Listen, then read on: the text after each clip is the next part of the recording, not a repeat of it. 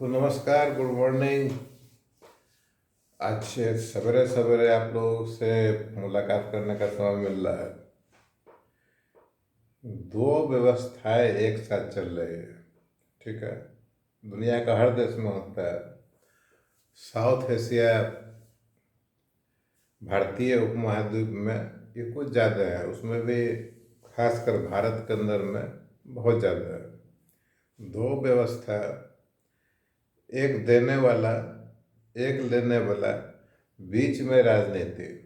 राजनीति के राह पर दोनों व्यवस्थाएं चलती है, देने वाला, लेने वाला, ठीक है। अब कुछ और विस्तार में समझते हैं।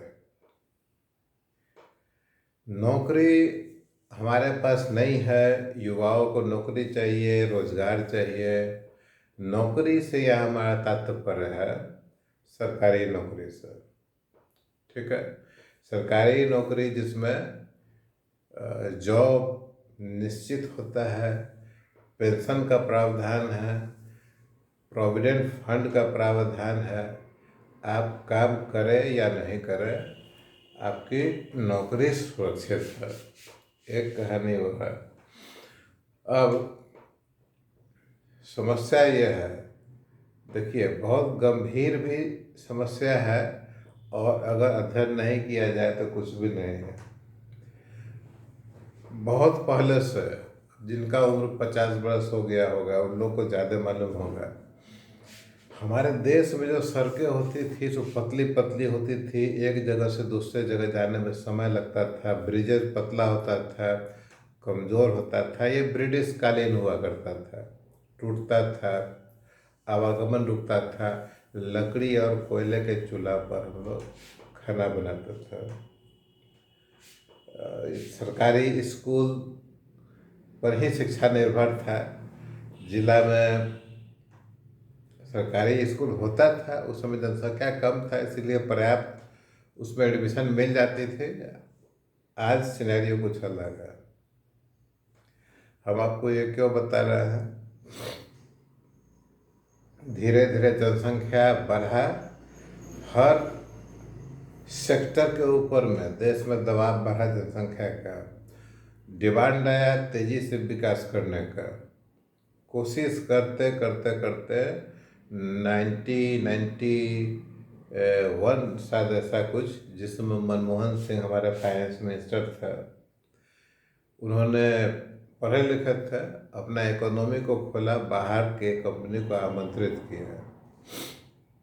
बाहर का कंपनी जब इंडिया में आया इन्वेस्टमेंट लेकर, तो यहाँ पर जो पहले से कंपनी, जो छोटी छोटी कंपनी या बड़ी कंपनी आज जिसको देख रहा है, वो सभी बहुत छोटी छोटी कंपनी थे, वो भी फलने फूलने लगा, ठीक है। और विकास होने लगा, और धीरे धीरे करके आज का स्वरूप आपके सामने आएगा। हम आपको ये इसलिए बता रहे हैं कि जब तक हमारा देश का अर्थव्यवस्था, इंफ्रास्ट्रक्चर, इंडस्ट्रियलाइजेशन गवर्नमेंट के हाथ में था, विकास बहुत ही कम था। आज़ादी के तुरंत बाद 50 के दशक में जो विकास हुआ था, इंडस्ट्री खुले थे, उसके बाद से बहुत दिक्कत हो गया। राजीव गांधी के समय में कुछ ऐसा हुआ कि आईटी सेक्टर में डेवलपमेंट हुआ, लेकिन दुनिया के और मुल्कों के रेस्पेक्ट में हमारे यहाँ विकास बहुत ही स्लो था। हम लोग पीछे छूटते जा रहे थे कई जगह। तो जब बाहर की कंपनी आ गई तो हमारी अपनी देसी कंपनी भी बहुत फलने फूलने लगी। अब इसको थोड़ा सा और एक्सपेंड करते हैं। देसी कंपनी में हाथ गया, लोगों का कारोबार गया देश का, तो हमारा गुणवत्ता भी बढ़ने लगा, क्वालिटी भी बढ़ने लगा। क्वालिटी बढ़ने लगा तो लोग की अपेक्षाएं और बढ़ने लगी, और तेजी से विकास, और अच्छा क्वालिटी। सरकार ये अच्छी तरह से जानती है कि अगर सरकार खुद कोई काम करे, कुछ विशेष कामों को छोड़कर, हालांकि उस विशेष काम में भी अब प्राइवेट कंपनी, विदेशी कंपनी घुसा हुआ है, काम कर रहा है अच्छा से, तो सरकार जब ये खुद काम करती है, उसका गुणवत्ता अच्छा नहीं होता है, टाइम अधिक लगता है। और जो चीज़ 1 रुपया में होना चाहिए वो 10 रुपया में होता है, तो आपको होता है घाटा। ठीक है, फिजिकल डेफिसिट। लगाना था 1 रुपया, लगा दिए 10 रुपया, कहाँ से आएगा? उसके लिए लोन, ये वो बहुत सारा चीज़ है। 1 साल का प्रोजेक्ट 10 साल, 1 रुपया का चीज़ 10 रुपया में बना। अभी ये समस्या बहुत बड़ा है, इसीलिए सरकार गया प्राइवेटाइजेशन के ओर। ठीक है, प्राइवेट कंपनी को काम दिया। एक सिस्टम और आया ईपीसी, मतलब वो प्राइवेट कंपनी, गवर्नमेंट उसको पैसा देगी, प्राइवेट कंपनी इंजीनियरिंग से लेकर उसको चलाने तक का काम करेगा, या तो एक कंपनी करे या कई कंपनी करे। फिर आया BOT system, build operate and transfer. Private company उस चीज़ को बनाएगी, 5 साल, 10 साल, 15 साल, 20 साल उसको ऑपरेट करेगी, फिर गवर्नमेंट को हैंड ओवर करेगी। गवर्नमेंट चाहे तो फिर उसको टेंडर करके बीओटी दे सकती है। इस सभी चीज़ को बताने का मतलब यह है रोजगार। अगर आप रोजगार के बारे में ये सोचते हैं कि रोजगार मीन्स गवर्नमेंट जॉब, तो आप अपने पीढ़ी को बताइए, या जो इस फील्ड में आगे बढ़ रहे हैं वो जान लें कि रोजगार पहले से आबादी के रिस्पेक्ट में पहले से घटेगा और घटेगा। क्यों घटेगा? कि गवर्नमेंट जो पहले अपना पूरा काम किया करती थी, धीरे धीरे सभी काम प्राइवेट से करवाएगी, बनाने से लेकर उसका संचालन तक सब प्राइवेट कंपनी करेगा। और रोजगार प्राइवेट में आपको मिलेगा, गवर्नमेंट में आपको नहीं मिलेगा। जहाँ पहले किसी काम को करने के लिए गवर्नमेंट का एक फुल फ्लेज डिपार्टमेंट होता था, मान लीजिए कि 10 स्टाफ का डिपार्टमेंट है, गवर्नमेंट एक स्टाफ रखेगी, बाकी का 9 स्टाफ प्राइवेट कंपनी के थ्रू आएगा। जब तक काम कर रहा है ठीक है, फिर दूसरा आएगा, फिर तीसरा आएगा। जो जनरली जो कंस्ट्रक्शन से रिलेटेड काम होता है या कुछ होता है, उसका एक एज भी होता है। तो अब आते हैं मुद्दे पर। आज हमारा राजस्थान और मध्य प्रदेश में इलेक्शन है। मैं अपना परिचय देना भूल गया। आप देख रहे हैं civil construction and architecture Sujit career counselling. तो चूंकि हम कैरियर काउंसलिंग में चलाते हैं, तो आपका जो रोजगार का मुद्दा है ज़बरदस्त है। ठीक है,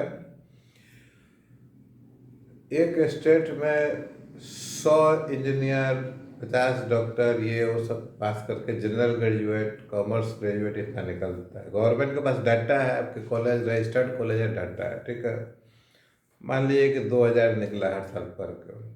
ठीक है, 5 साल में 2 गुनी 5, 10,000 हो गया है। एक डाटा है, 10,000 हो गया है। अब वो 10,000 सरकारी जॉब को लेने के लिए बैठा है। इलेक्शन आता है, सरकारी जॉब नहीं मिल रहा है, धरना प्रदर्शन हो रहा है, क्रिटिसिज्म हो रहा है। गवर्नमेंट बेरोजगारी भत्ता आपको देती है, 2,000, 3,000, जो भी जैसा भी अमाउंट देती है। आप उस भत्ता को पाकर खुश होते हैं और गवर्नमेंट को उस भत्ता से प्रभावित होकर वोट देते हैं। फ्री भी नाम सुना होगा, कभी कभी होता है किसान का कर्ज माफ हो गया, बिजली बिल माफ हो गया, ये चीज़ हो गया। ठीक है, वो 10,000 जो एग्रेसिव पॉपुलेशन है, जो जॉब के लिए था, भत्ता पा के संतुष्ट है। 2,000 को अगर 1,000 रुपया के हिसाब से अगर मान लीजिए भत्ता देता है, तो 2,000 गुने 1,000, ठीक है, मतलब 2 के ऊपर में 6 जीरो, मतलब 20 लाख रुपया। ठीक है, एक डाटा 20 लाख रुपया भत्ता दिया।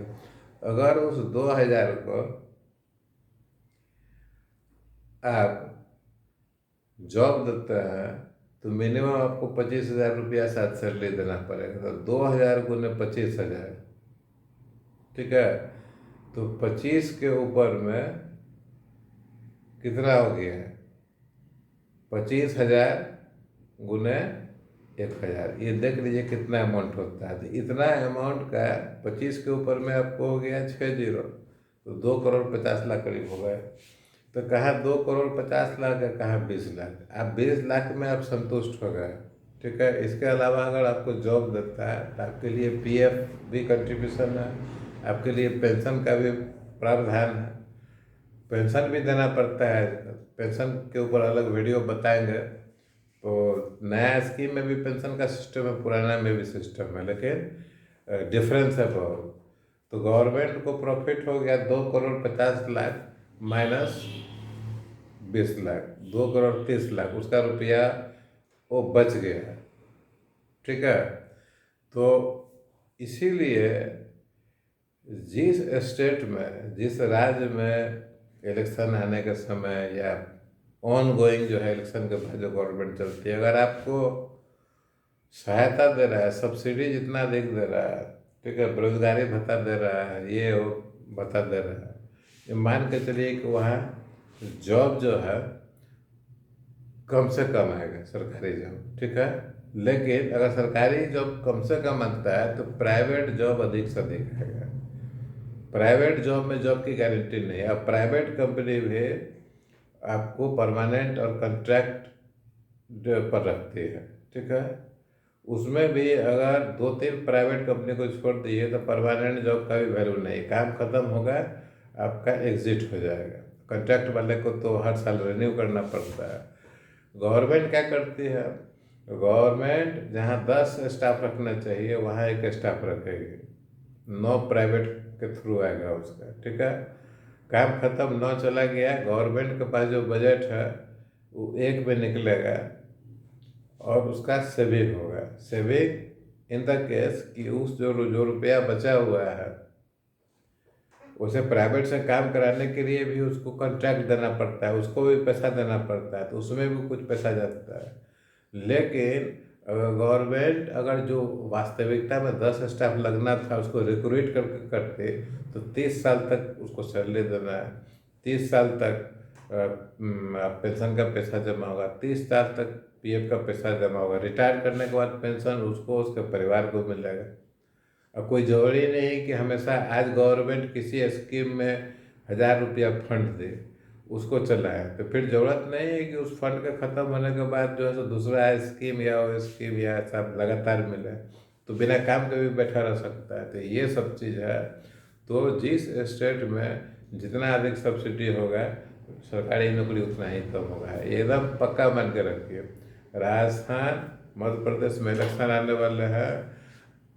आपका उम्र अगर रोजगार प्राप्त करने के लायक है अभी सरकारी, तो सोच समझ के डिसीजन लीजिए कि किसको वोट देना है। लेकिन एक वास्तविकता को मानना पड़ेगा कि आज के डेट में सब फ्री भी जिसको बोलते हैं सभी गवर्नमेंट वादा करता है हम देंगे।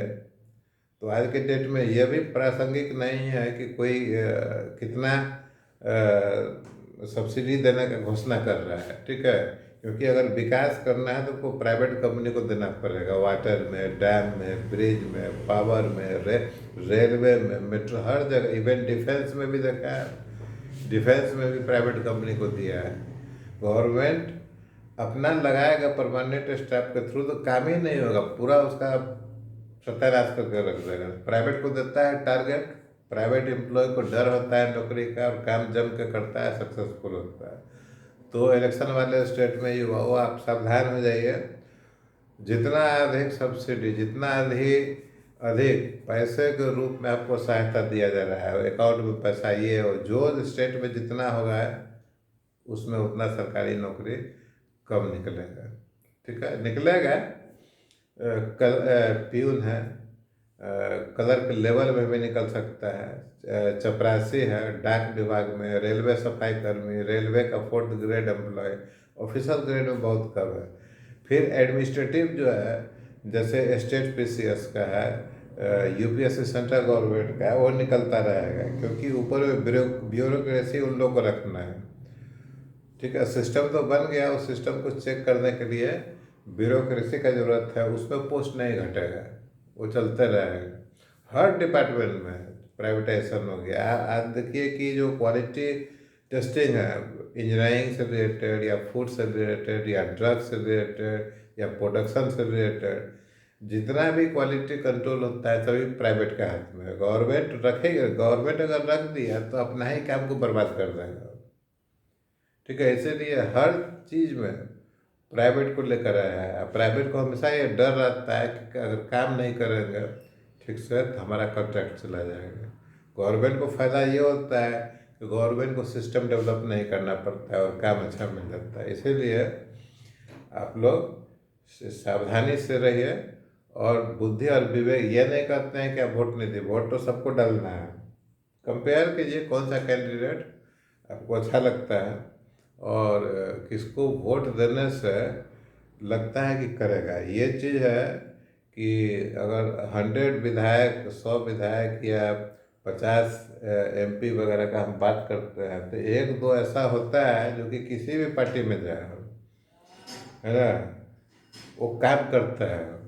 किसी भी पार्टी में हम कई कई सारा है, नाम नहीं लेने का पब्लिक प्लेटफॉर्म पर, तो कुछ विधायक या MP या कुछ सरकारी सर्वेंट ऐसा होता है, वो लोग ऐसे होते हैं कि किसी भी कब चला जाए, किसी भी पार्टी में चला जाए या किसी भी ऑर्गेनाइजेशन में चला जाए वो काम करेगा।